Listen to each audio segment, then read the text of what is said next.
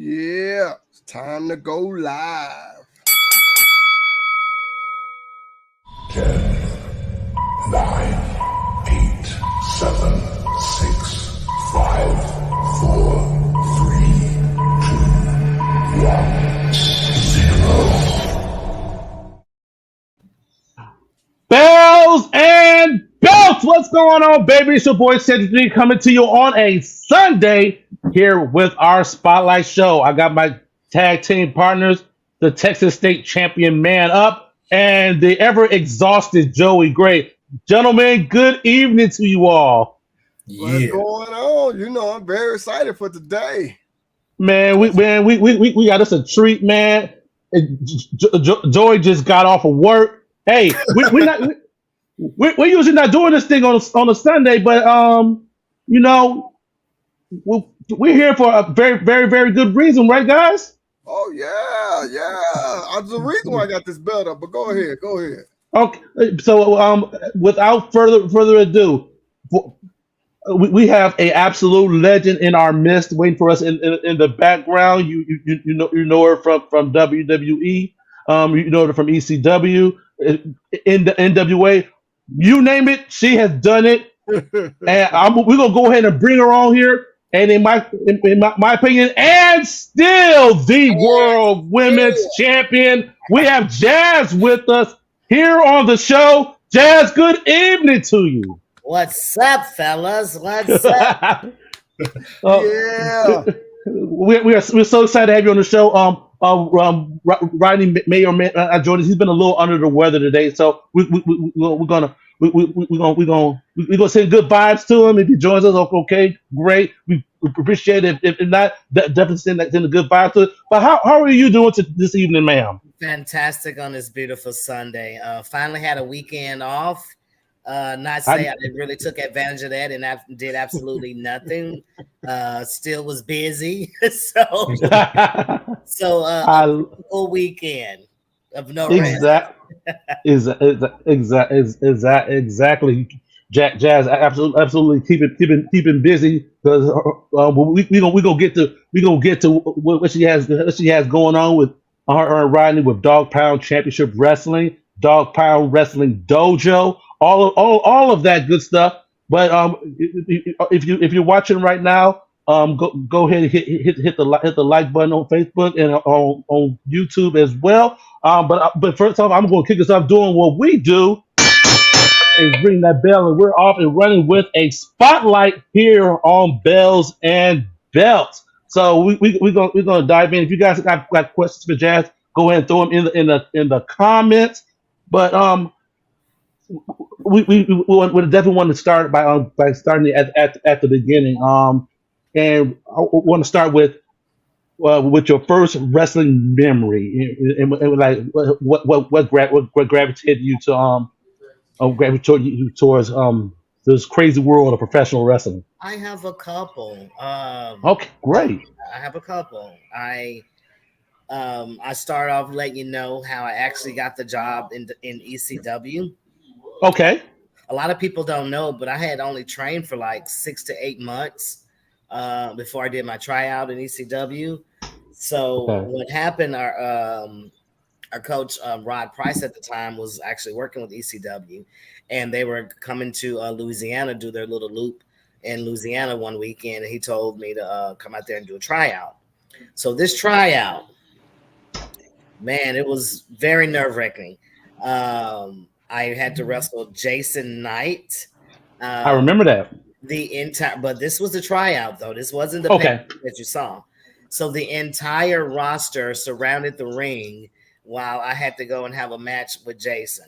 Again, you know, I'm green as the grass outside on a April afternoon. Yes, ma'am. They said July, August, because in San Antonio the grass is brown. Exactly. Yeah, but so we had our match. The boys, they were popping huge. Right after the match, I rolled out the ring, went to the nearest restroom, and puked my guts out because the butterflies and the anxiety all was like kicking in.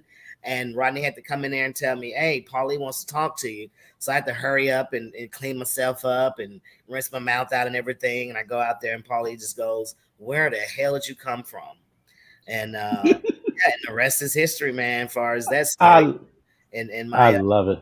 my entry with ECW. That's how I got my job.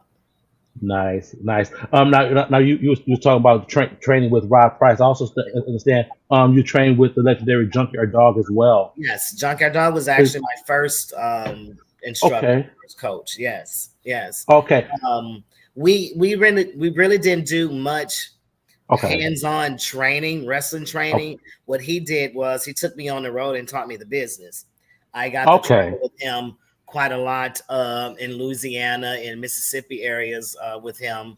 And he basically just taught me and Rodney the business, how to protect ourselves and how to make money and protect ourselves. Yeah. I know that we're like in the era now of Comic Cons, wrestling conventions, and whatnot. Along with Macho Man, that Randy Savage, Junkyard Dog is definitely one of the ones I would have loved to just go up to him and just sit down and just listen to them about the business. Outside of the travels up and down the road with them, and whatnot. We were very close. Yeah. He and I actually were roommates for a little while. Okay. Yeah, so we stayed together for a few months. Probably about 4 months. We stayed together, and it was a great experience being around somebody like Junkyard Dog. It was never a dull moment. He's a character, and he's always got money on the mind. Like anytime we leave the house, he was gonna make money. If we stop by a gas station, he was gonna have that Polaroid camera out, and he was gonna hustle some money right then and there. Nice. For the younger folks, a Polaroid camera was an instant camera which you took a picture and the film comes out. Yes. I know we're kind of like dating ourselves a little bit, but we got youngsters who they probably don't even know what a corded phone is. I'm just saying. Right. Yes. But that's how Dog was. He was a straight hustler, man, and he most definitely taught us that. I don't think I've ever gone to the extreme of Dog, the way he make people pose and take pictures with him and yanking the money out their hand I love it. And he was a good guy, and he always was throwing out knowledge to me and Rodney, and and we're forever grateful for it. And it was a once in a lifetime experience, and that's something, those moments and memories that we'll cherish for the rest of our lives. One bit of advice that he gave you that this resonates with you. It's hard to say. I know one thing he told Rodney and I to never let them break us up. Okay. Yeah. Okay. It was it was a lot of promotion. He was on the indies that didn't like Rodney and I together because we were so over on the indies a little while we were there. Like we were doing really, really well because at that time I wasn't making a dime. Like I wasn't getting paid. So I was just walking out with Rodney and we just hustled our merch and gimmicks and Polaroids and we made our living. That's how we made our living. But he did tell us never let anybody separate us, and we stuck with that. And because again, a couple of promotions tried, but we no. We were told that bigger companies, the main companies, don't like couples coming in together and working, but we proved that was a lie. So yeah, exactly. Always worked in the same promotions together. So absolutely. We got a couple questions from some of our viewers, and guys, keep them questions coming, and we definitely appreciate it.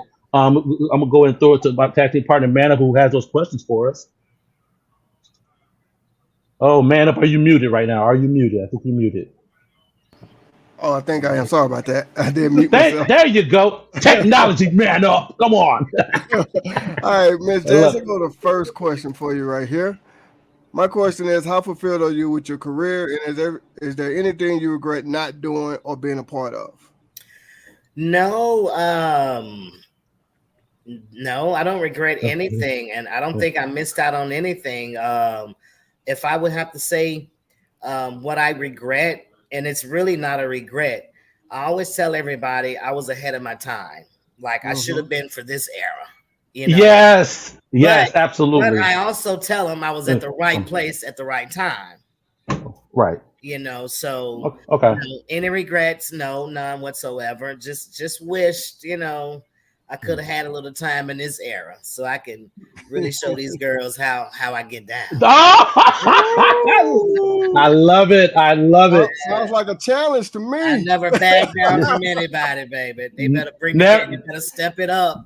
They Hello. step in the ring with me. Oh man! All right, here Yeah, go I one love it. more. Here go one more. Who was your favorite opponent? Oh, my favorite opponent. I don't really have a favorite. I enjoyed working quite a few girls. Hmm. I always say Trish would probably have to be on the top of the list because that's who I made my money with.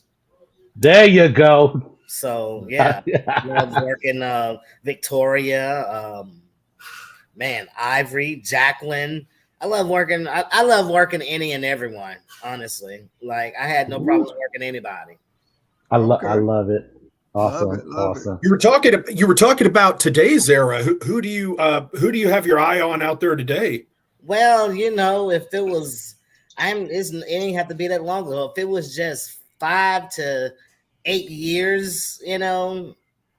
ago, most definitely, because I always go for the top. Charlotte Flair, Bianca Yeah. Belair, Yeah, um, man, anybody up there, yeah.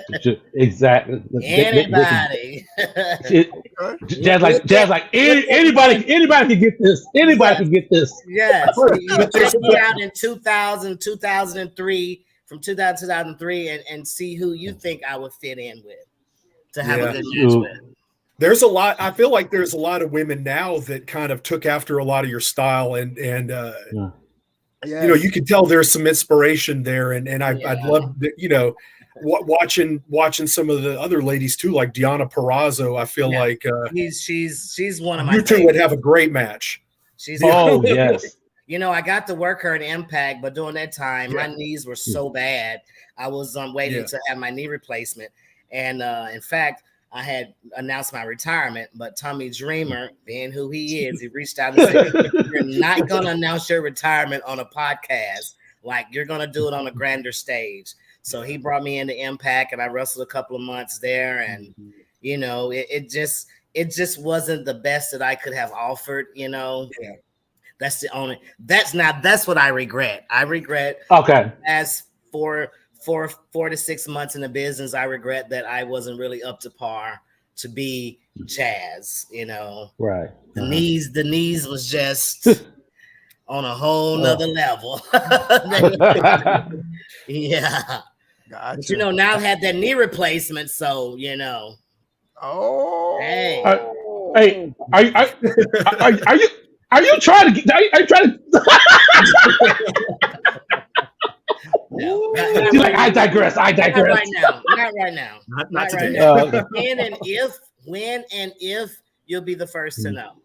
I, I, I appreciate that. I appreciate that so When much. and if, yes. Got another question Yeah. here for you. All Got right. another question.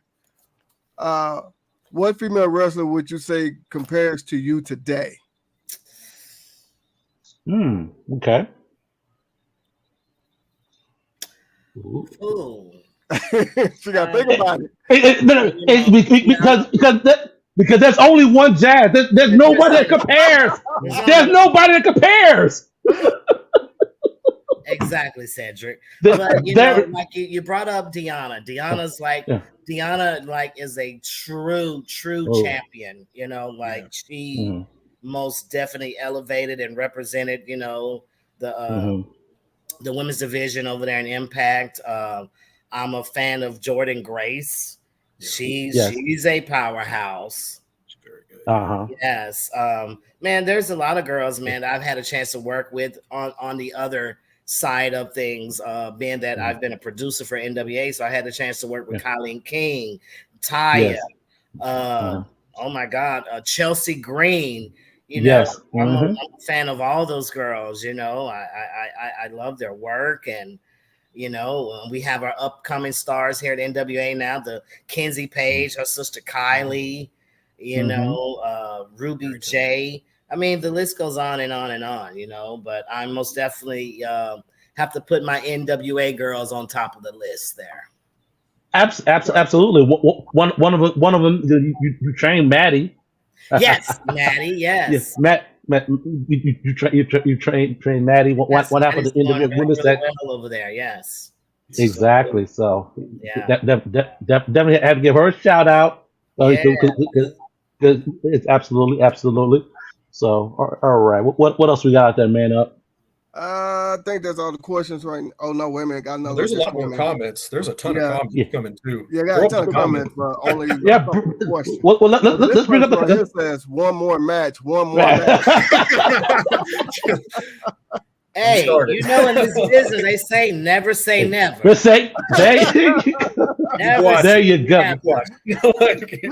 But I'm not going to come out there and you know and excuse my French, but half-ass it. If when I come back, if absolutely one more match, it's like I gotta be, you know, top notch in shape and really represent who I am.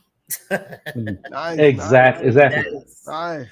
Respect that. All right, here goes one right here. Kind of a long one. I'm gonna try to shorten it up.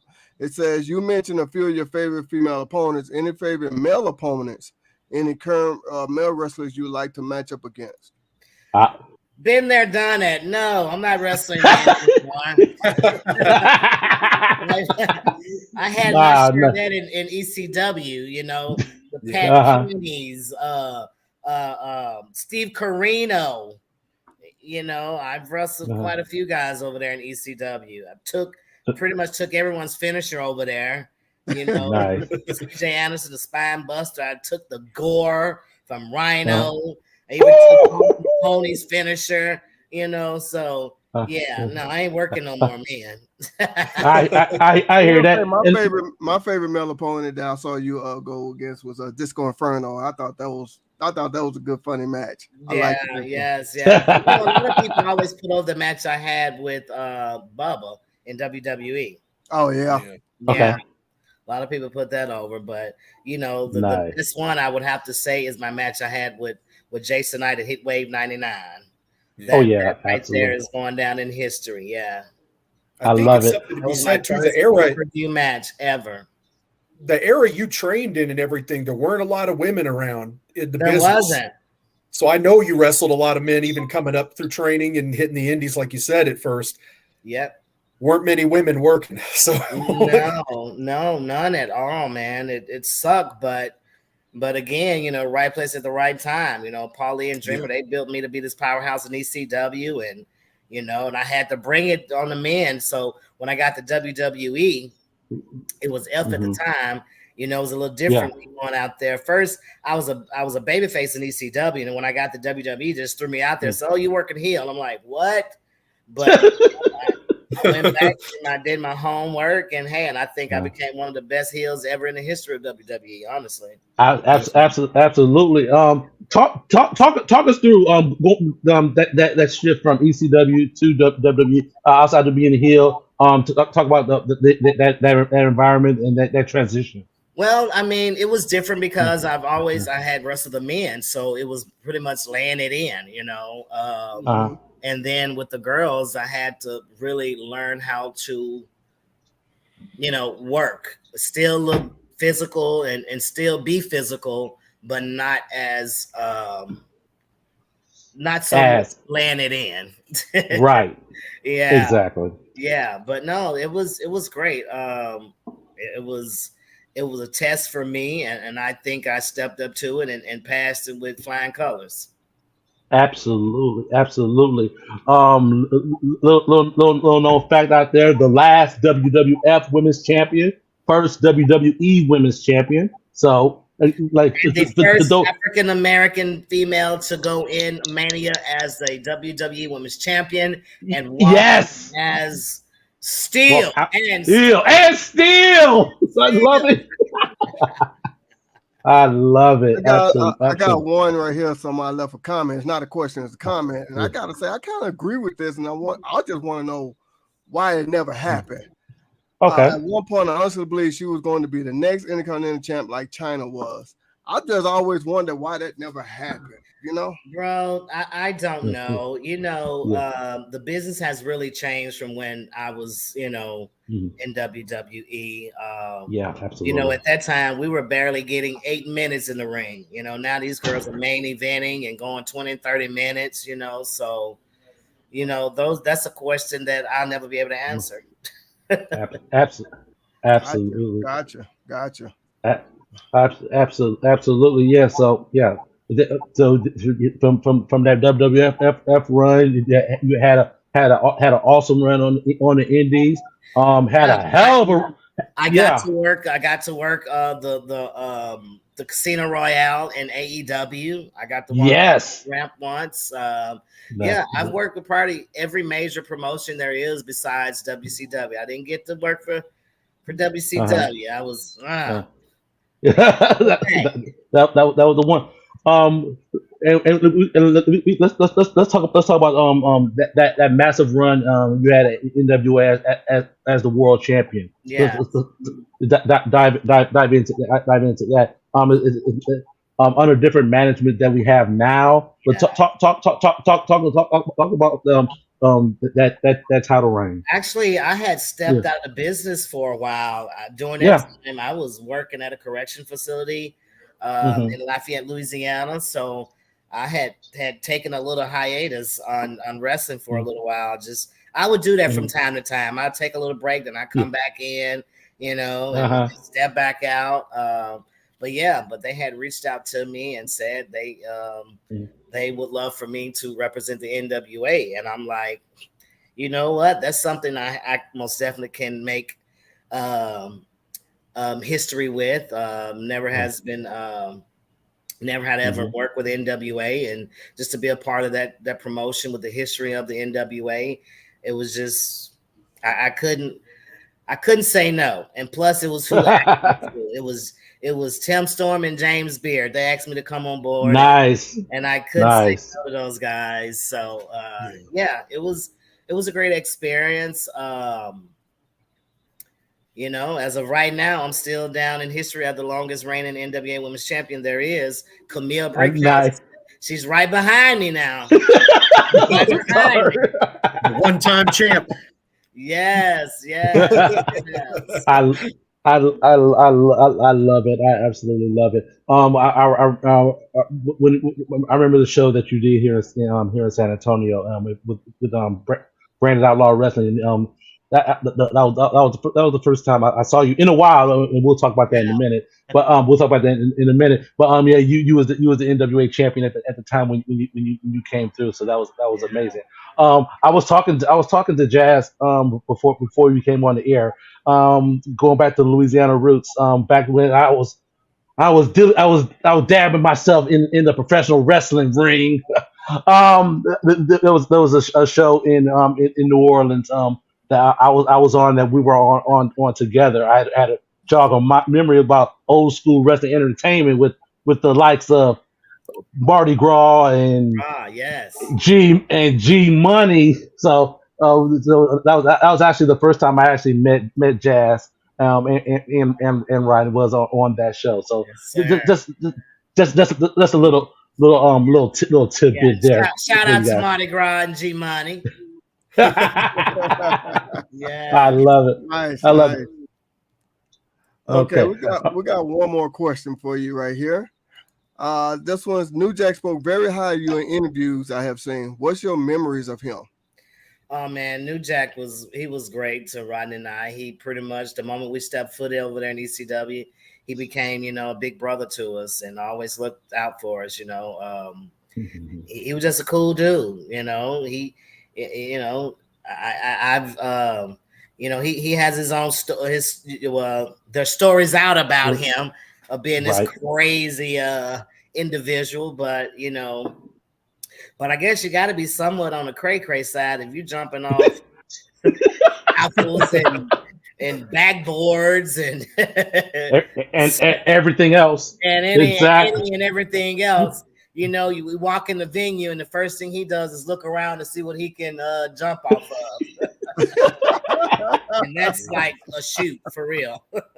I love it. Yeah, but no, he was good people. It was good people. Well, that's good. That's good. That's good.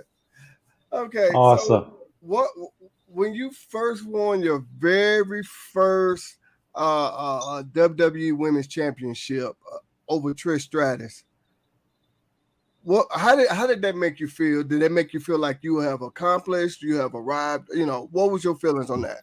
First, it was odd because they did it on Raw instead of a pay-per-view.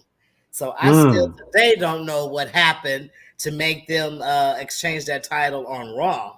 I don't know if it was something with Trish. I have no idea what was going on. But yeah, that caught me off guard. I didn't know how to respond to that, but yeah, once I became the women's champion, I knew then it was like, okay, they're giving me this title now. I got to show them that I well deserve it, and I'm the best person they could pick to represent the WWF at the time. So I took the belt, man, and just did what Jazz would do. Ain't nothing wrong with that now. Yeah. Yeah. I mean, that's what you're supposed to do, Exactly. And I thought I did well. It's just, you know what? Injuries kept messing with me. I tore my ACL. I had torn my ACL in high school in a basketball game. So it had tore again on me while I was there in WWF. So that happened, and I had to drop the title back, but it seemed like every time I was on my run, it's like something would happen. It was just because they was working us to death. People don't understand. People think it's all glitz and glam, but no, that's a a hectic schedule. You wrestle pretty much five days in a row sometimes, and if you go overseas, it's like 8 to 9 days in a row. Yeah, so it's not all glitz and glam. It's like people want to get there, want to make that big money, but let me tell you, you most definitely work for it. Exactly. I know after WrestleMania they usually do the European tour. I mean, you've done one of those, Lucy? Yes. Yes, I've done that. Been to over there, Germany. Yeah, I never got to go to Afghanistan or anything, but. Yeah. Right. Absolutely. So yeah, it's definitely a grind. Like they have a somewhat easier schedule these days, I would say. But during that time frame, y'all were on the road. We were on the road. Yes. And then I've gone to Japan a few times. I actually went to Japan while I was in ECW. Okay. Yes. Worked for FMW. Oh, okay. Yeah. So that was a great experience. I love it. Nice. I've always gone over there as a name, so it's always been a little different for me, Okay.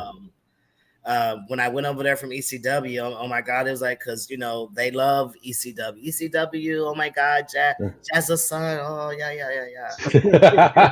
It was worse than the ground I walked on. And then when I went over there right after my WWF release, oh man, it was different. It was a different story. They said WWF fake entertainment, not real. I said, okay. Okay. Stop smiling, Joey. I know that warms your heart, Joey. I'm just smiling in general. Like, what is it? Jeez. Oh, I had to, Joey. I had to. What happened? I missed that. No. Joey's extra critical of WWF/WWE, so I had to poke fun at him just then. Oh, okay. Yes, but I had went I over love. there with Dr. Death. He was Okay. over there at the time, and I went over there, underneath him, and yeah, I got over there, and the girl, she tried not to, she kayfabe me, didn't want to speak English or anything, so Oh wow. yeah, but hey, I was ready. Dr. Death, I love it. Dr. Death. Yeah, I think of him. I think of him and Doc and Gordy, man. Those two. Yeah. yes, Woo! yeah. Rough and tough, That and just like goes to don't. show you, like the tutelage I've had, Yeah. Rodney and I both, we've been blessed to have, people like Junkyard Dog, Rod Price, Arn Anderson, Fit Finley, Dr. Yeah. Tom, Dr. Wow. Death. I mean, All, the all list these respected can go on names in the yeah, business. the list can go on and on and on who actually, had hands-on training us. So, I if love people it. want to, if you want to go back and look at our resume, like our resume What? is real. Oh And yes. now, Oh and now yes. look, turn around. You guys are now the legends. You guys are the ones in that locker room leading this thing and doing that. And that kind of brings me to talk when you're talking about the NWA. I kind of wanted to get your intake on that and the transition, because you were there when Bruce Tharp was the boss. Yeah. Now you've been there with Billy Corgan. How have you seen that transition? And I noticed there's been a lot of emphasis on the women's division and building that up too. Yes. Hey, I'm just saying. Yes. Yes. Yeah. Most definitely different for me. Like, I'm on the other side of things now, behind the scenes. Right. When people always ask me, do you miss wrestling? And my answer is like, no, because I'm so still involved, and as far as the women division in NWA, that's all mine. Like Billy Corgan, he's trusted me and he's pretty much let me run with it. So it's just me and the girls, we're doing our thing over there. And I think the girls are doing a fantastic job, and we're just getting started. Yeah. I love it. You can see the change over the last couple of years too. It's incredible, like the growth from Camille all the way down. Like yes, it's thank you. Yes. And what it is about it, we have a bunch of young talent, and they're hungry, and they have their trust in me, and they believe in me. So they're not hard to work with. I give my critiques. I tweak things that need to be tweaked here and there, and we go out there, and them girls, they're killing it in NWA. They really are. Yeah, I noticed. Yeah, a lot of not only your students, but Dr. Tom's students too, like Kenzie Page and some of them. It's incredible to see that. Yes. All that knowledge getting carried on. Exactly, and you have Dr. Tom there, Medusa's there, it's like we're NWA, we're right there, baby. We're right there. Don't overlook us. Okay. Absolutely not. Go and get that question in there, man. Up. Then we're gonna talk about. When you was in Japan, how was the response for you with the crowds, and how does that affect how you work in the ring? The response was great. The talent, man, they was very humbled and excited to work me, just as I was excited to work them. Again, the young girls, they were easy to work with, man. We went out there, the focus was just go out there and have a banger, and that's what we did. Now when I went there after WWF, it was a little bit different, but they understood once I got out there, and they saw that I wasn't a pushover, and then we end up having a good match. Let's just say that. Okay. Yes. I love it. We talked about the work that you're doing with the NWA, working with talent. Just want to talk to what about Dog Pound Wrestling Dojo here in San Antonio. But if I, correct me if I'm wrong, like you and Ronnie started the dojo before y'all were here in San Antonio, Oh correct? yes, Ronnie and I, we've had this going on since '97. Honestly, Uh, uh-huh. everywhere we've gone, we've always tried to have a school. So Okay. yes, Okay. this is most definitely not new to us. We've been doing this for a while now. Yes, Okay. and here in San Antonio, this is has been very San Antonio has been really good to us. We now have our shows we're running, Dog Pound Championship Wrestling, and Yes. has been a busy summer. We have been booked for pretty much every weekend up until today for the last all summer long for the last 3 months. Man, we've been rolling. So yeah, Yeah. it's been good to us and our students. Up and Mm-hmm. coming. We have Soda Pop. You Mm-hmm. guys had him on your show. Edgar Yeah. Garza, he's another one. He's a Yeah. heavyweight champion. He's someone I think people should most definitely check out and observe because he's ready for the next level. It's All just right. yeah, we just gotta get him there. Gotta get that door open from the walkthrough and get in there and show what he has. Exactly. Yes, but we got everybody. We got the City Boys. Man, we have You got Iman Deshawn. Iman the Black Kraken. Yes, we have a tag team, the Sweet Sensations. Yeah. I'm going to pull back the curtain just a little bit, Jazz, from this past Saturday. I love in regards to the students. I was at the show last weekend, and I was just loving how all the students in various instances they taking in the knowledge, like you literally saw the knowledge just pouring in, and on these students are soaking it up as a sponge. Yes. Doing something in regards to asking advice in regards to character, in regards to entrance and stuff like that. And like just something like Jazz was saying, just feel it. Don't think about it too much. Yes. And then to see it blossom during the show is like I know that's like a good feeling, Jazz. I know it is. Yes, we're very proud of our students, man. Most definitely. Because we're more than just their coaches. We're like parents. We're the aunties. We're the counselors. We're everything. Like they're our kids. They're literally our kids, and we love them all. And there's no favorites. We don't. Of course. Do that. We try to help them all equally. And we're pulling for all of them. I love it. So the pop was talking about on the show, like it truly is like a family.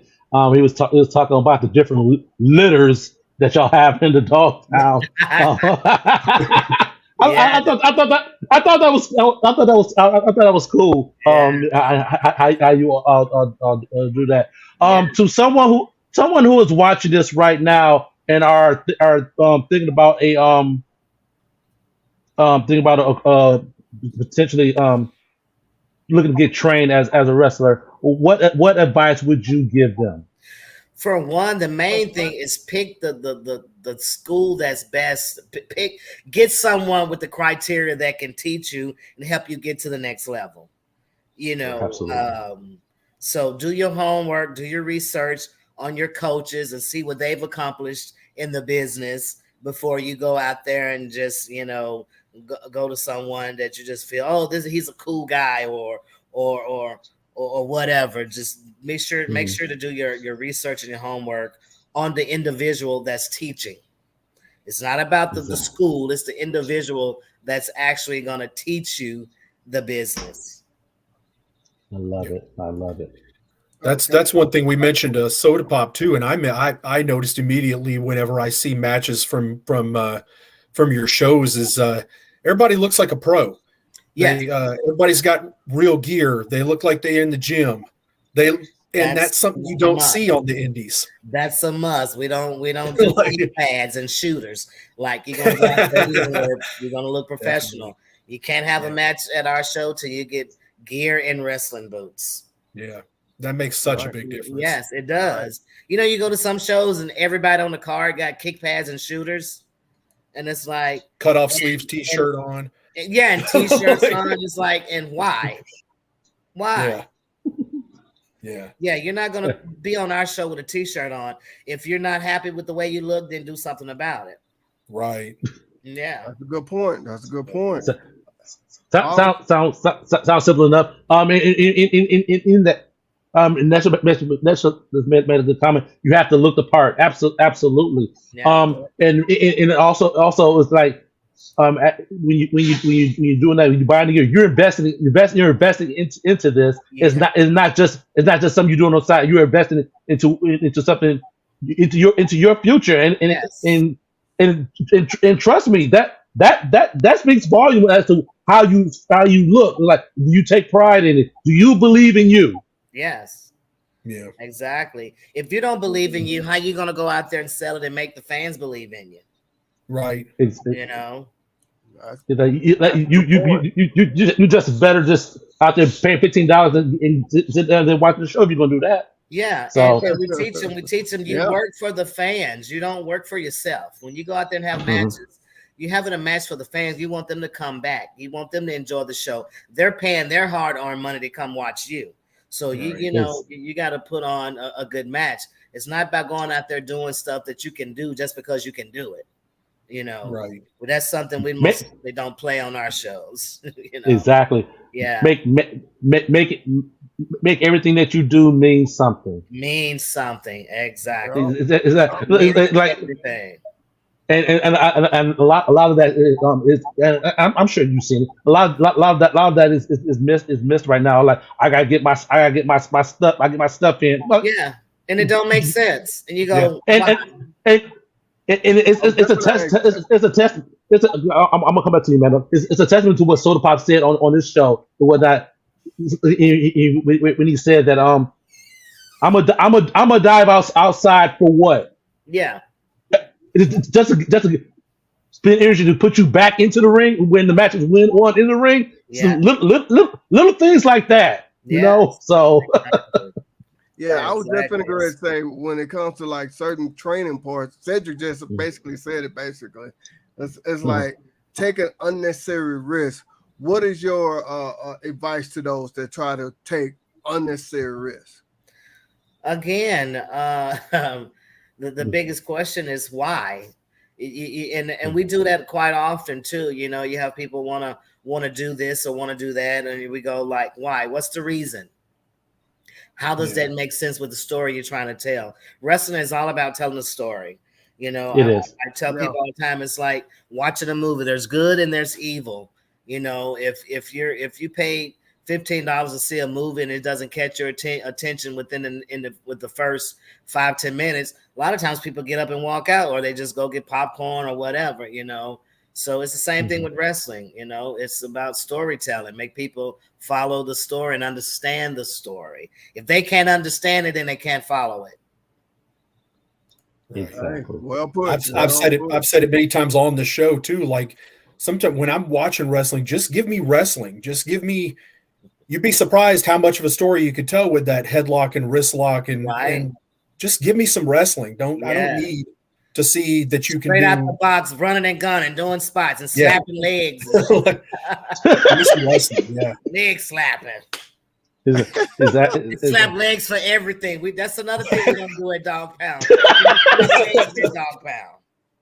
You're like, you slap your leg, I'm slapping you. You're throwing a forearm to the. Give somebody a right hand, sound like a gunshot. You give it a little they're slapping a leg.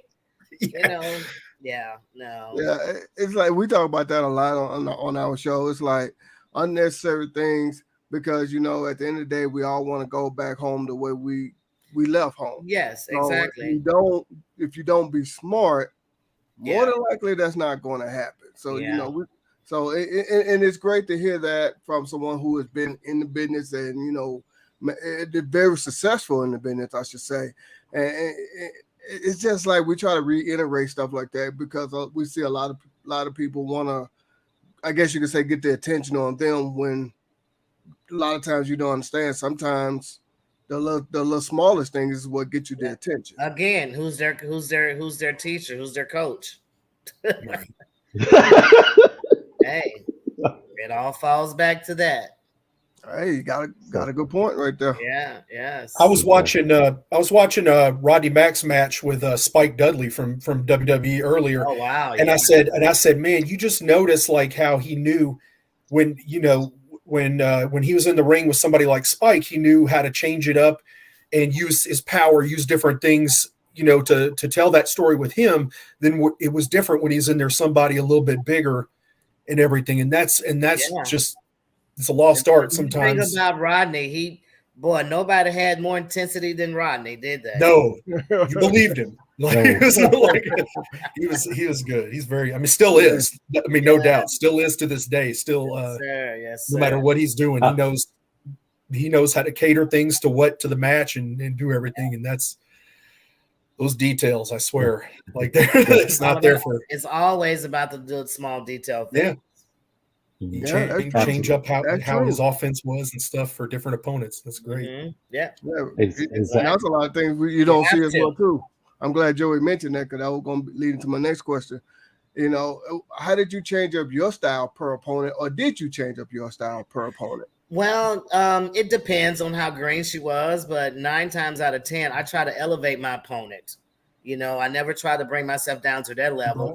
I always try to bring my opponent up to my level, to the best of my ability, So it was always about elevating for me.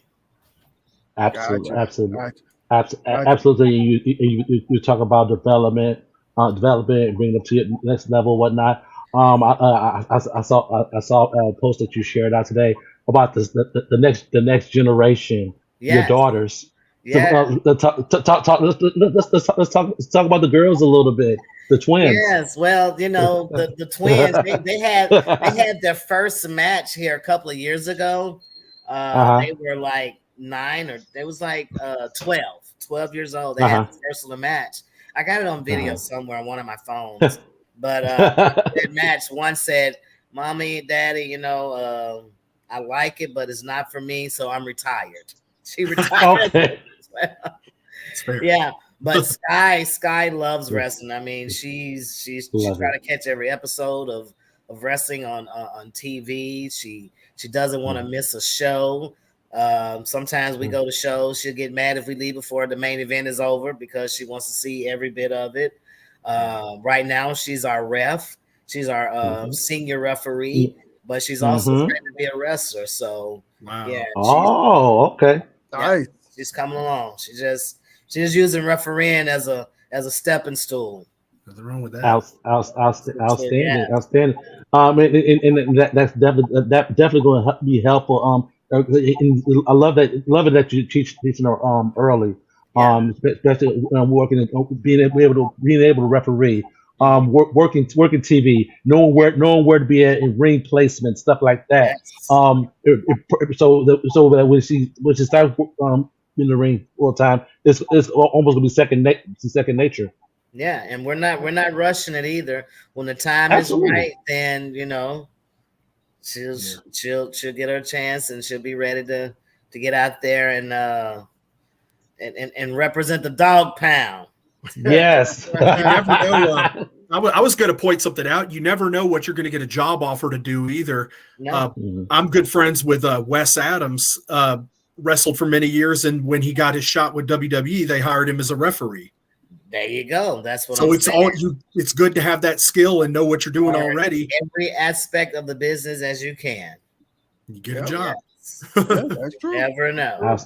Exactly. Never know. Yes.